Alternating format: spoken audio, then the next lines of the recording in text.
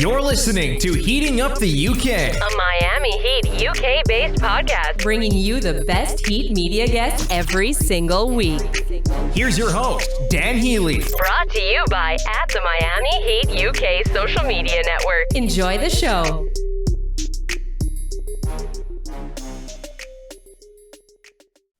Hello and welcome to episode 47 of Heating Up the UK, a Miami Heat UK-based podcast. I am your host, Dan Healy, and I'm joined today by, once again, for his third appearance on Heating Up the UK, the founder of the 5 Reasons Sports Network, Mr. Ethan Skolnick. Ethan, how are you, sir? Hopefully third time will be a charm. Hopefully there are no quizzes today. No quizzes, right? There's no quizzes.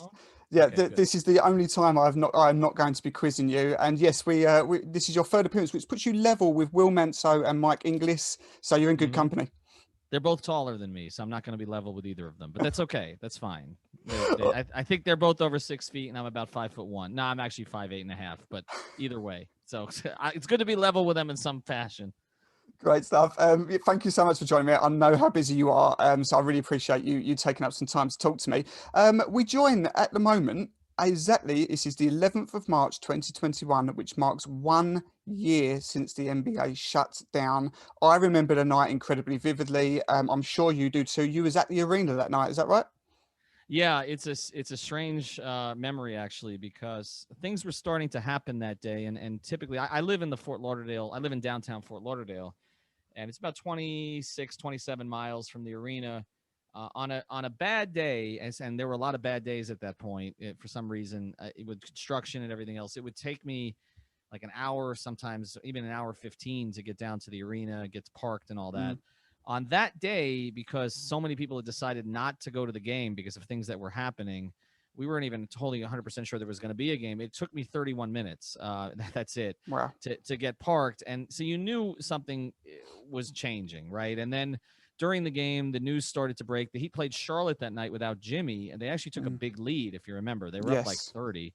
And they squandered the whole lead. Now, they didn't know what was happening necessarily, because a lot of this was happening while they were on the court. It was happening on Twitter, the Rudy Gobert situation, what was happening in OKC, and players getting quarantined. And so I remember in the third quarter of that game, as the Heat were sort of, frittering away that lead, I was talking to an usher behind me, and he's like, I don't think we're going to see each other again this year. And I said, I don't think we are either. And that's pretty much the way it played out.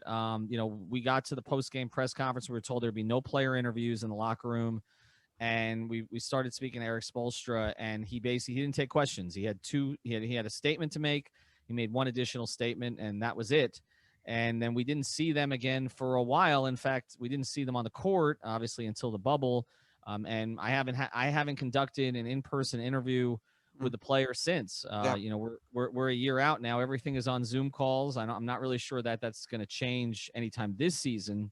Yeah, we'll see if it changes for next season. But yeah, it just happened so quickly. And I think when you look back at it, and I think why there's a little bit of frustration with some of the way the NBA's handled things this season, the NBA was probably the most responsible organization in America during that period of time. They were much more responsible than our godforsaken government. And they basically took all the measures that were supposed to be taken at the time and became a model for how you handle a situation like this. Because if you think of it, if they had not shut it down that day, what the ramifications would have been. And, and they ultimately averted that. Now, this year's been choppier, obviously, but at the very beginning of this, they handled things, I think, extraordinarily well. Yeah, I totally agree. They did do everything spot on.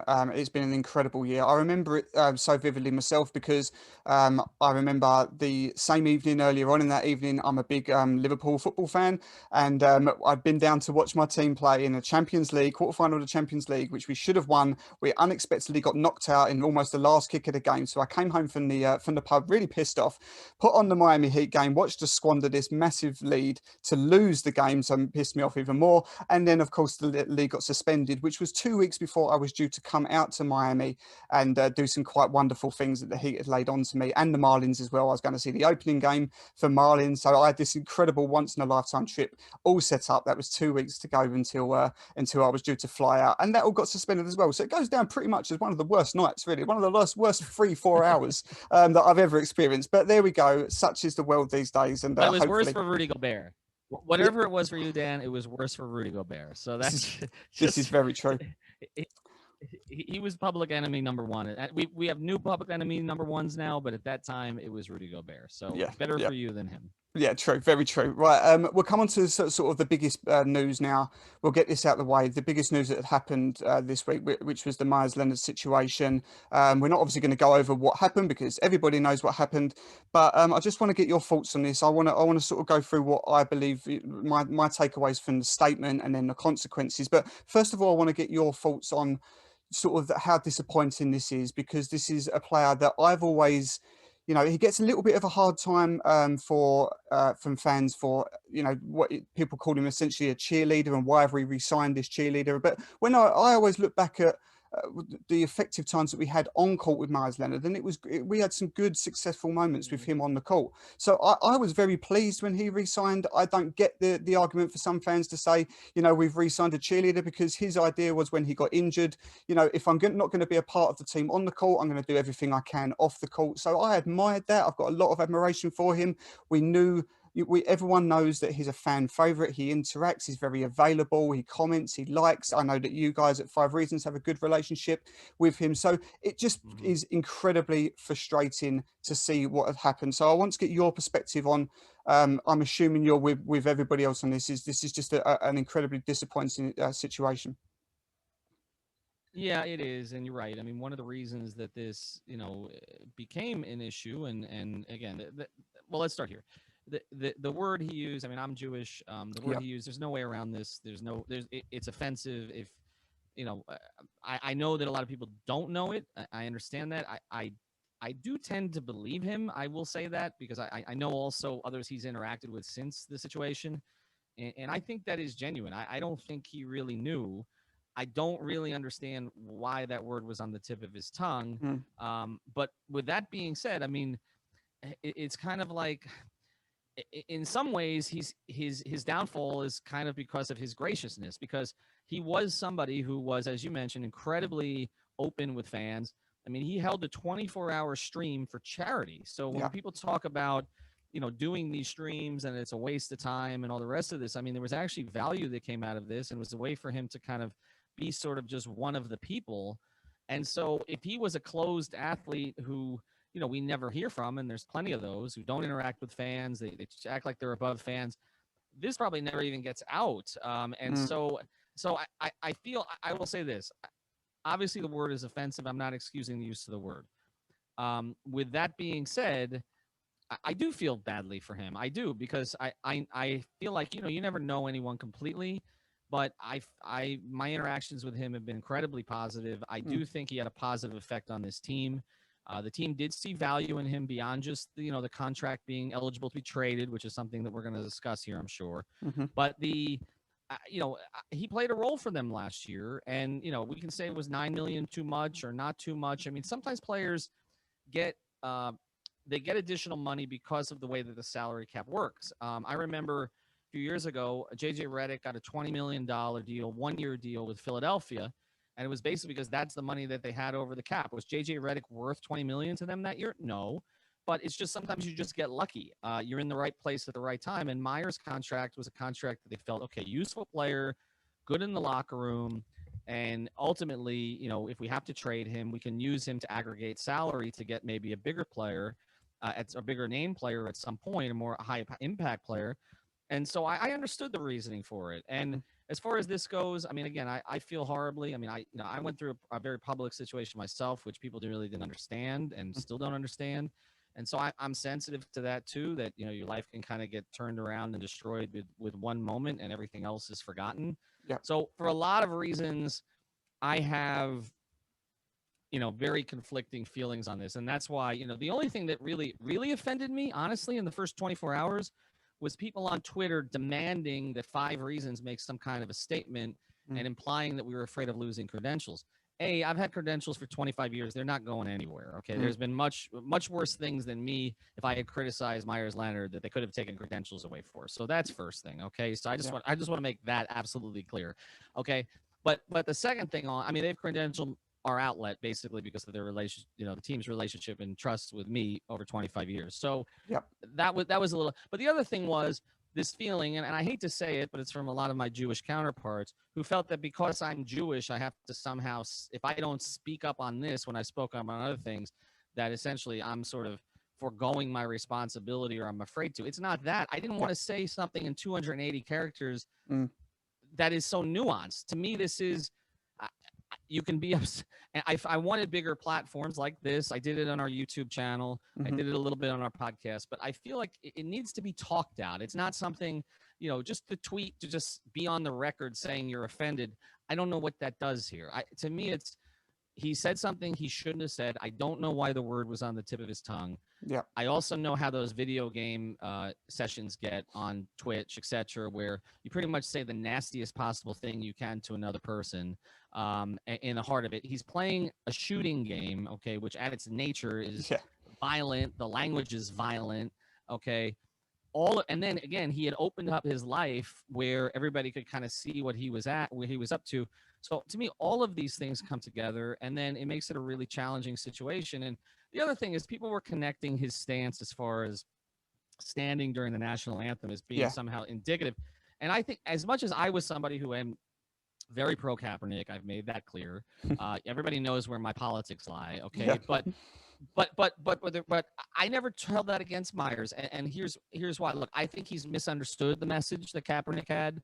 I don't think it had anything to do with the military. But again, he has a military family. He had his beliefs, and if you when he came to he went to his teammates. He spoke to all of them. He was respectful about it. And if you remember, Jimmy Butler and Jimmy Butler, who wanted Meyers back on the team this year, by the way, badly. Okay, Jimmy Butler and Udonis Haslem put Meyers between them during the anthem so that it was clear that the two leaders of the team respected him and understood his stance. Maybe they didn't agree with it, but they were supportive of his ability to have his right to have it. And so people who are taking that and saying, no, this is just some racist who hates everybody.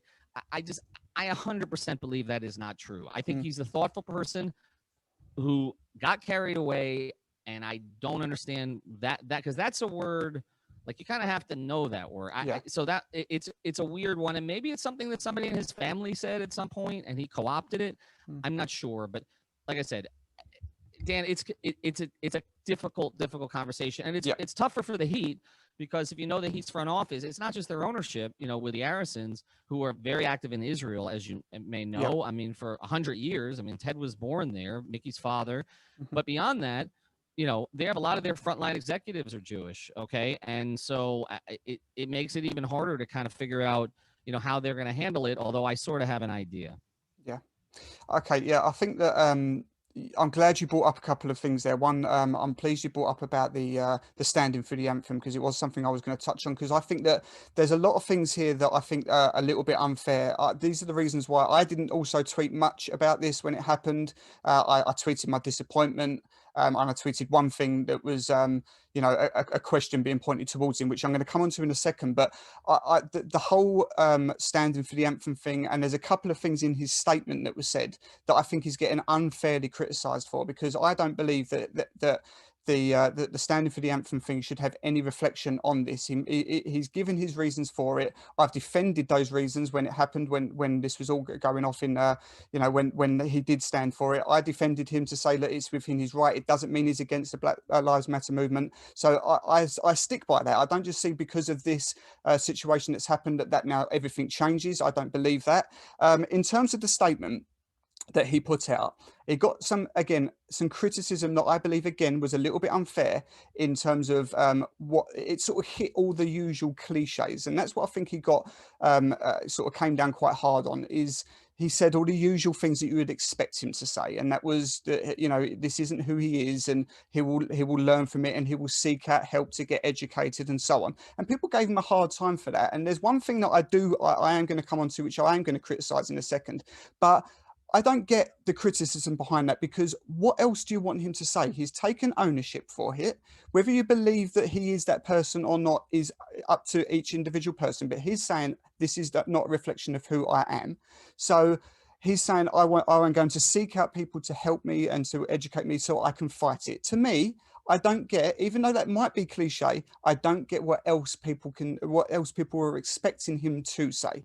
That being said, The only thing that I didn't want to hear, and I tweeted this, is one of the only things that I did tweet, is I didn't want to hear that I didn't know what the word meant. Now, only Meyers Leonard will be able to tell you truthfully whether that is in fact the case, whether he knew what that word meant or not. To me, and this is my personal opinion, everybody has an opinion on it, for the fact that it isn't a very well-known term, I didn't know what it meant, and I'm older than Meyers Leonard. I didn't know what it meant.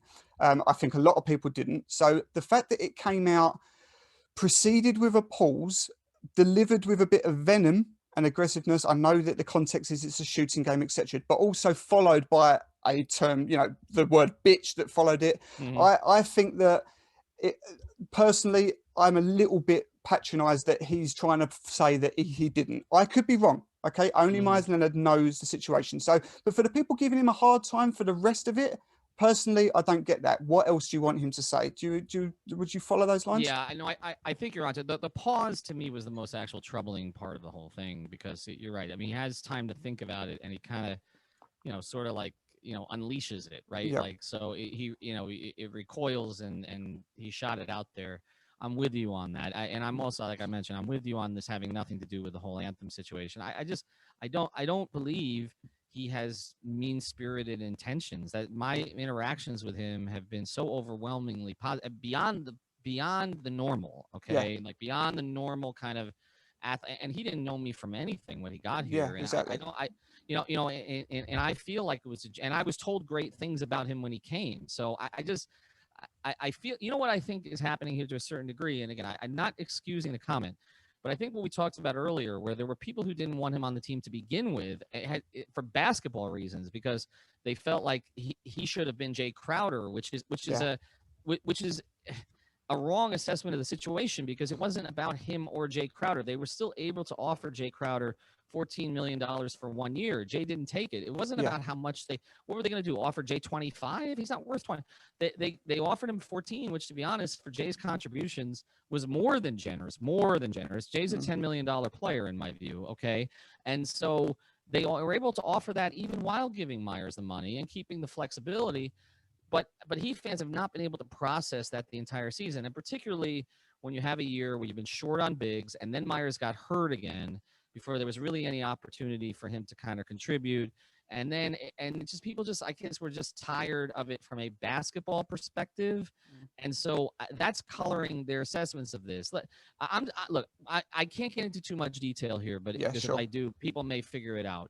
But there was a circumstance, okay, I will just say a few years ago, okay, when this was a much more prominent team than now, and words that were overheard, slurs that were overheard during a shooting competition, okay, at a Heat practice, and let's just say it didn't get out, and I and if it would have dwarfed the situation, okay.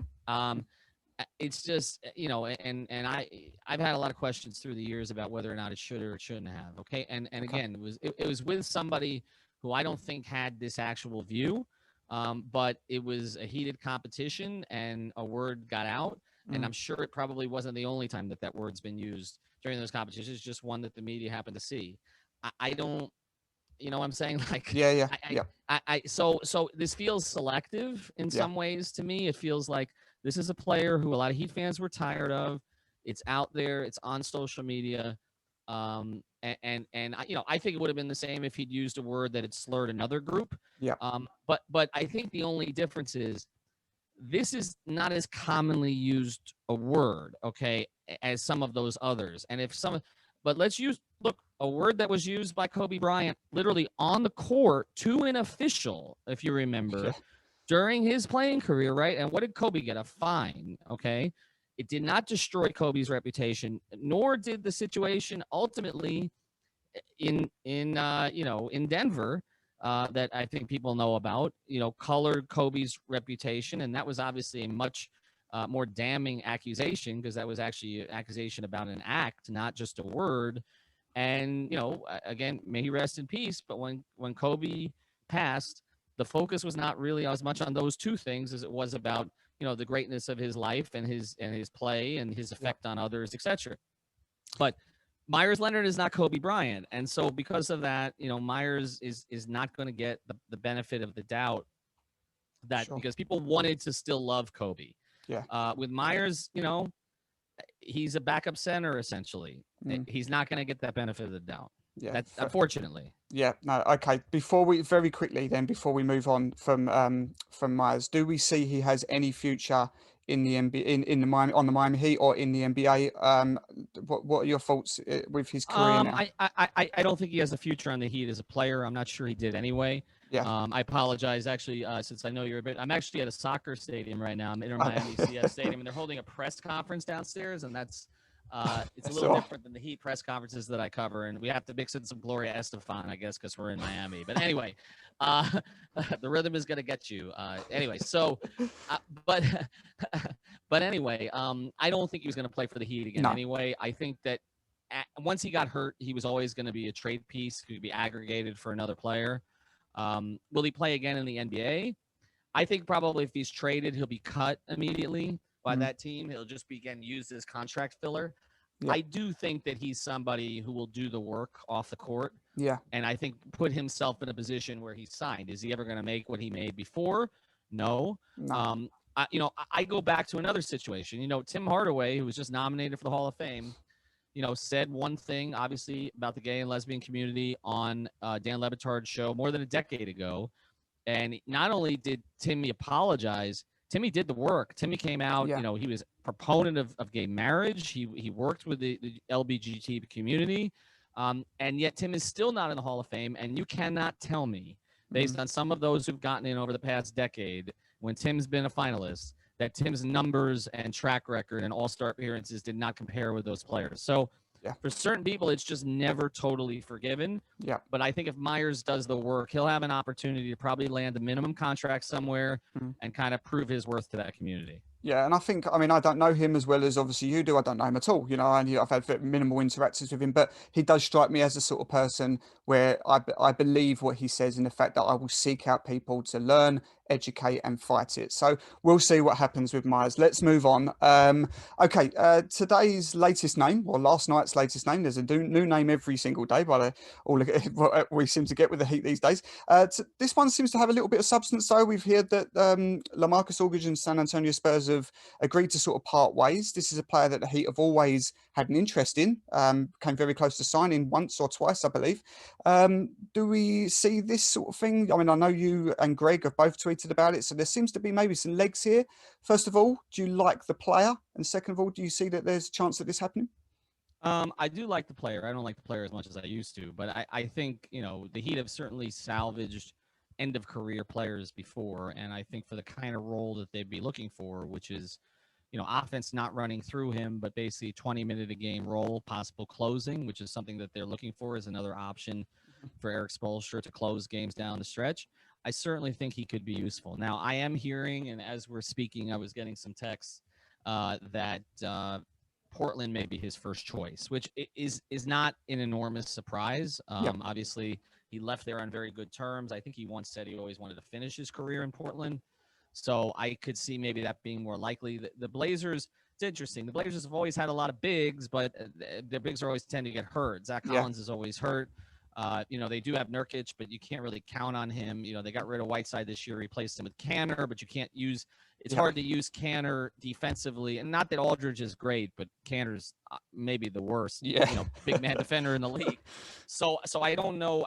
So I do think that he would serve a role there, and I think obviously he would be welcome with open arms in Portland. I think he and Dame, whatever issues they had, that relationship was repaired, and I think that now that it's clear that Dame is the star, at that point there was kind of a transition from LeMarcus to Dame. I think if Dame reached out to LeMarcus and said, we want you here, then I think that, to me, that seems most likely. If he goes to Portland, he goes to Portland. I think the only thing the Heat should not root for is him to end up in Boston, because I see that happening, and they've got a hole for a front court scorer, and so I think that they just have a hole for functional bench players. I mean, honestly, they don't have many of them. So I could see that being something, and that's a way for Danny Ainge to kind of take some of the pressure off. They're not getting like a prime star right now because he's in on every trade but never seems to make any. So I think that's a possibility. And as far as the Heat go, I mean, it really comes down to this. I think the Heat would prefer Rudy Gay to LeMarcus Aldridge at this stage. I think they would prefer to have kind of that stretch ability, but also a little bit a little bit more. Not that Rudy's that athletic anymore, but a little more athleticism than LeMarcus at this stage to kind of somebody who could switch, on defense, which I don't know if something LeMarcus would really. He's always been kind of, even in LeMarcus's prime, and he was along with Bosch, maybe the best mid-range shooting big in the league. Yeah. But the thing about it, he never was an elite defender from a quickness standpoint, even in his prime. I mean, that was never his thing. So I think they would prefer Rudy. I think if they could get both, they would be willing to ante something up. I think for just LeMarcus, for Heat fans who think they're going to trade Olynyk for LeMarcus, I don't see it. When I've talked to the Heat, they value Kelly. They will trade Kelly, but they think Kelly is a very good third big. The problem is they really, they've had to use him as a second big the whole season because, Precious isn't ready really for more, and certainly not to play with Bam, according to Eric. And they don't have anybody else. I mean, Chris Silva's holding a roster spot, never plays. Mo Harkless was supposed to play up to the 4, never plays. Akpala hasn't been they basically got 5 dead roster spots all at the same spot. So, and Udonis hasn't played a minute the entire season. So I think the Heat are interested because they're always interested in him. He's interested in them. Okay. But I would say, if I was to handicap this, I would say Portland, Miami, and Boston would be the 3. Yeah, and something else that doesn't maybe go into play is the fact that the Miami Heat have done business with 29 NBA teams. The one that they haven't is the San Antonio Spurs. So do you think that that Rudy Gay... they would deal with them? I think that's coincidence. Why I think that is? I honestly think it's because they're 2 really good organizations that can't really take advantage of the other. Because to be honest, Riley has very few what I would say are friends in the NBA, like people he consults on stuff. He consults Pop, through the years all the time. Like they have, even though their politics are different, their personality types in a lot of ways are similar. No nonsense structure. They've built the 2 best cultures in the sport, over the past 25 years. I think Pat would absolutely deal. I think they would deal together. And in fact, that's the reason I think there's a little bit more likelihood of it happening, because if Pop wants to take care of LeMarcus, it's clear. He's not going to send him to some trash organization. I think Pop would be okay sending him to Pat, where he would feel like, he's going to a place that he's always kind of wanted to go anyway. And I think he'd also feel good sending him to Portland. So that's why I think that to me, those are the 2 most likely scenarios. Yeah. Do you see, I know you've covered it extremely well and you've obviously got your context, etc. So do you think that we're not going to do a trade for a trade's sake? You've said in your podcast that we're not going to trade our 3rd best player for what would be the 7th best player, etc. So that's the mentality of the franchise, which is what I think a lot of us are agreeing with. Do you see that there will be a tweak before deadline? Yeah, I do think there'll be something. I do. They're looking, and look, the biggest tweak could potentially be Oladipo, but that name's been brought up with me enough internally now that I know they're monitoring it seriously, but they want to get a bargain there. Like they don't, because there's the other issue of, do you want to re-sign him? And if you sign Victor Oladipo long term, you're committing to a Bam Jimmy Victor core. And so, that's the other question here. So you don't want to give up too much in terms of assets. I think they're waiting for Houston to just decide, look, we got enough out of the Harden trade. We took a flyer on Vic. He's not going to re-sign here. Let's just recoup what we can recoup. Can we get maybe it's Kendrick Nunn and a 2nd round pick and some filler or something? Can we get something of value so that we're just adding it to the haul that we got for James Harden? Okay. Yeah. And but I don't think I would be stunned. If Tyler Hero is included in the trade for Victor Oladipo. I just don't see that. And I know he'd be better than their 7th best player. I get it. Yeah. But because of Vic's history and the music's I think we got Mark Anthony here now. The music's picking up. But I think it's unlikely that they would give up Hero for him. Bradley Beal, different conversation. Okay. Totally. Victor Oladipo, not so much. Yep. I totally agree. Right, Ethan, one more question very quickly before I let you go. The expectations now for the rest of the season. Do you think that the Heat will always believe that they're better than what they can be? We've got quite a soft schedule coming up. We're only going to be looking forward now rather than down. And I know that's quite dangerous considering how tight the East is at the moment, but the Heat will believe in their abilities. Do you think that their expectations are a return to the finals again? Or do you think Eastern Conference finals? Or do you think a par for this team right now, whatever the tweaks may be, will be a 2nd round exit? What's your personal thoughts on the rest of the season and expectations? their focus is pretty simple. Can we get Jimmy, Bam, and Goran on the court at the same time? Yes. And until that happens, it's hard to really say. I think they feel like if they can do that, they can add one rotation piece, particularly to finish up front, so that it doesn't always have to be Andre. It will be Andre some of the time, but it doesn't always have to be Andre. Then I think that they can challenge anybody in the East. I honestly think this time it's going to come down to matchups. I think the ideal situation for the Heat is to get in that 4-5 spot and have Brooklyn not be in the 1 spot. If Philly is in the 1 spot and they're in the 4-5, I think they'll feel comfortable. Let Brooklyn and Milwaukee deal with each other in the second round, okay?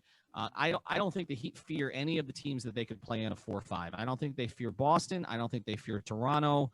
I don't think they fear Indiana. I think they can, if they're right, they can beat any of those teams. And to be honest with you, I agree with them. Yeah. Okay, but Brooklyn is the monster potentially for them because I just don't think they can score with Brooklyn. And so I think their preference is let Milwaukee deal with Brooklyn because Milwaukee, the one thing Milwaukee has, for whatever flaws you say, they may have, and they do have some for sure. And I think they have more than they have last year because they don't have as much depth. But you can put Giannis on Durant, you can put Middleton on Harden, and you can put Drew on Kyrie. And there's no other team in the league that has that level of defenders at those 3 spots to guard those 3 guys. Let Milwaukee deal with Brooklyn. You deal with Boston, Toronto, Philadelphia, whatever on the other side of the bracket. And then maybe Milwaukee beats Brooklyn, and then you're in an Eastern Conference Finals against a team you have confidence against in Milwaukee. Yes. That is the dream scenario, but you got to get to 4-5. Look, if Brooklyn ends up in the 1, they end up in the 1, and maybe this thing ends around earlier. But I do think they can win a first-round series. If Jimmy's healthy against Toronto, against Boston, they have the best player on the floor.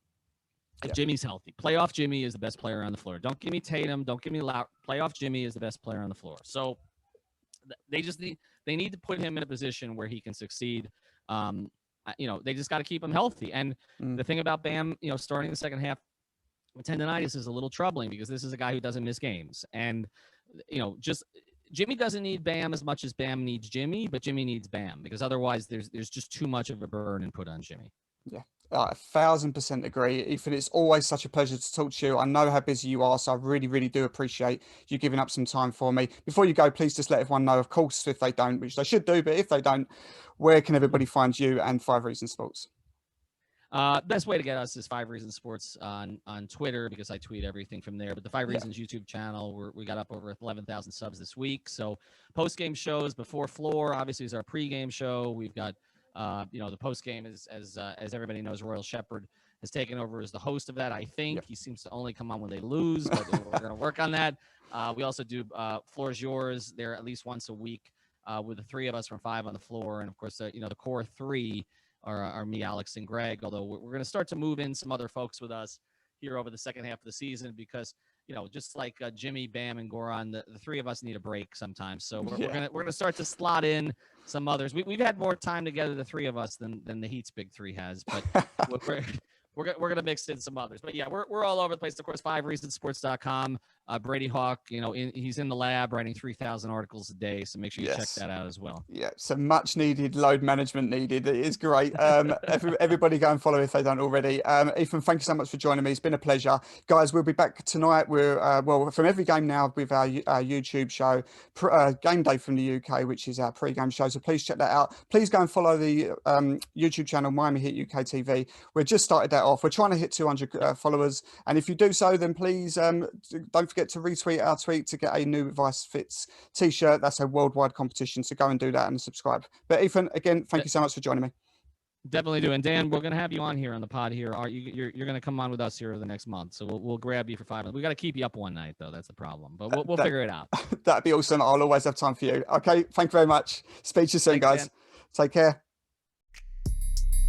You've been listening to Heating Up the UK. Be sure to subscribe on Apple Podcasts, Spotify, and Google Podcasts to ensure you never miss a show. Also, go give us a follow on Twitter, Instagram, and Facebook by finding our page at the Miami Heat UK. And subscribe to our YouTube channel, Miami Heat UK TV, for our latest shows and fun content. That's your Miami Heat from across the pond covered. Thanks for listening.